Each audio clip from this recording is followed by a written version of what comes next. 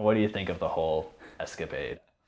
So I think escapade is a great word for it, but I think it's a really fun, novel way to put together a bunch of like mostly second tier rock climbs that we have in Nova Scotia into an adventure that's worth talking about, people think is cool, and even if they don't do the exact thing, it might change the way that they think about adventure potential in Atlantic Canada.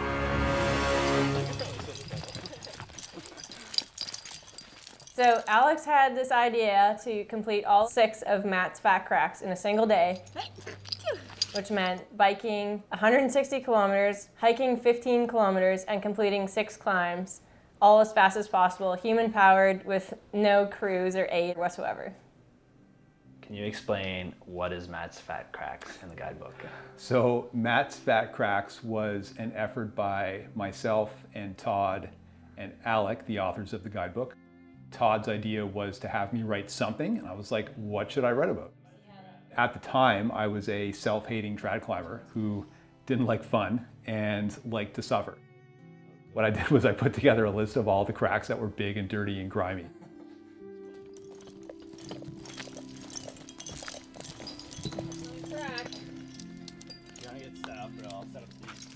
Mr. Mud is I would say one of the more intimidating cracks on the list. It ends up climbing 5.7 the way it should, but it's always wet, it's always dirty, and it's just a terrible time. Nice, Rhyl.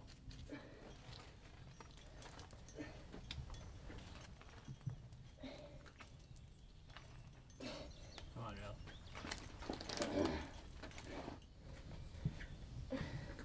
Climbing.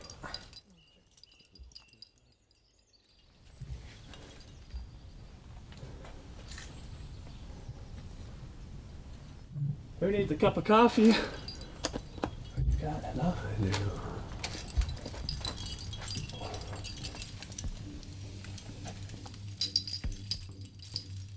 One down. 5 to go. PhD probably is going to cause me to quit climbing altogether because I can't send it. Every time I try, I get worse than the last time.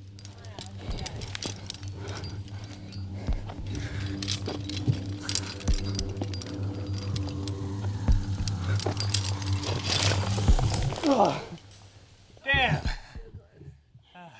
Well, 8 climb record it is. Shit.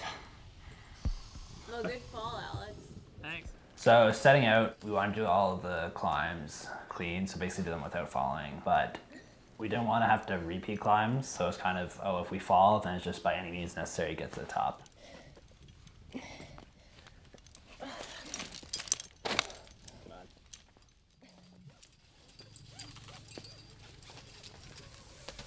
Concrete Plum is actually one of the, I think, the best, most enjoyable climbs on the list. It's splitter hands. It's just leaning enough that it's not straight up and down, easy cakewalk.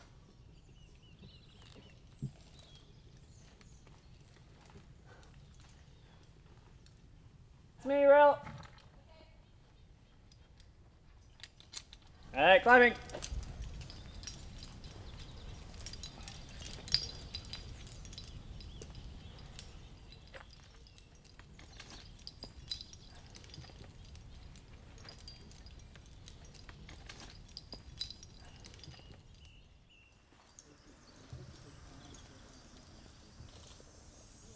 It is 20 to 9, so see how long it takes us to bike.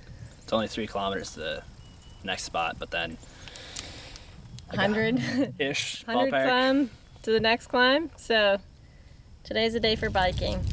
Probably right here. Maybe that way. Meat Grinder is an overhanging off with, I think it's 5.9 in the book. I don't understand how it was 5.9. The route was put up the year that cams were invented, which meant that whoever put it up probably didn't know that there were grades over 5.9 and probably had to do it on nuts or just pure willpower.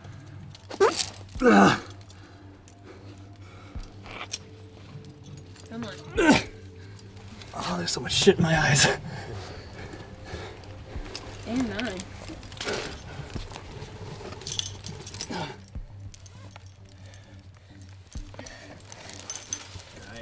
Time to bike. Time to do a lot of biking.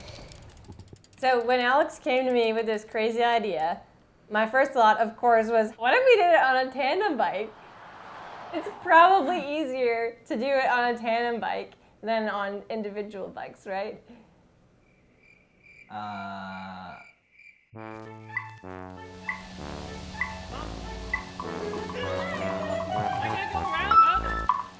Daisy, Daisy, give me your answer due. I'm half crazy, all for the love of you. It won't be a stylish marriage, I can't afford a carriage, but you'll look sweet upon the seat of a bicycle built for two. Daisy, Daisy, give me your answer due. I'm half crazy, all for the love of you. We'll spend all our life together, regardless of the weather. And you'll look sweet upon the seat of a bicycle built for two. Daisy, Daisy, give me your answer due. I'm half crazy, all for the love of you. I would say it's an adventure. I don't know how excellent it is. You have to start the route by having an unprotected traverse across a lake, and then you kind of launch up a crack of decreasing width. The actual rock climbing part is quite fun. I would say I ran out of gas at Sorrow's End. The crag is called Sorrow's End. We kind of renamed it Sorrow's Beginning after this adventure because that was the point of the day that the sun went down and I was just running on empty, and the rest of the day just kind of felt hard, whereas the first part of the day was fun and exciting and adventurous. I'm tired. You got it.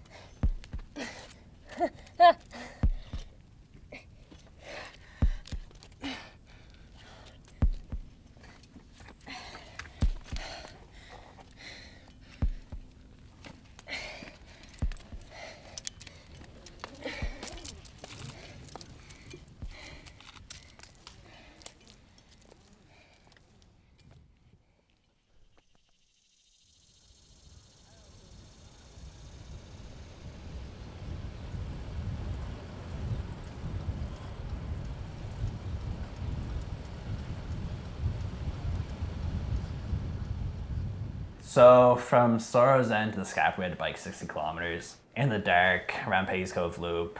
And that whole time I was kind of thinking like, oh, do I want to climb this climb or try and climb it? I'd never seen it before. Like you only get one first time to climb something and it's your on site. So I was like, when we got there, I was like, okay, I think I'm going to try and like just go for it.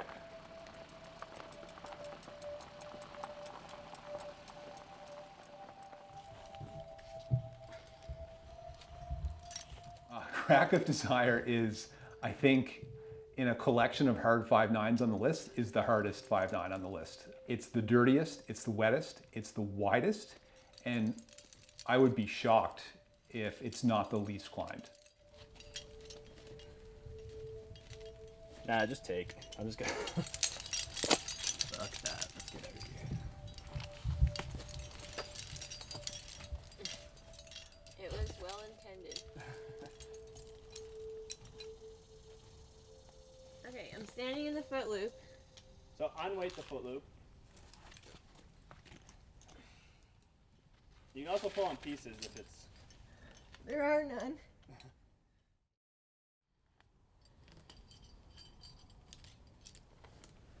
You don't have to go on these big expeditions to kind of push yourself and have an adventure. There's really things close by and local, like wherever you are. You kind of just have to have some creativity to pull it together and make it work. And whether that's strictly in one sport like climbing or strictly biking or merging the two. I think that if you look at what's available to you, you can really like pull things together and have a pretty sweet adventure.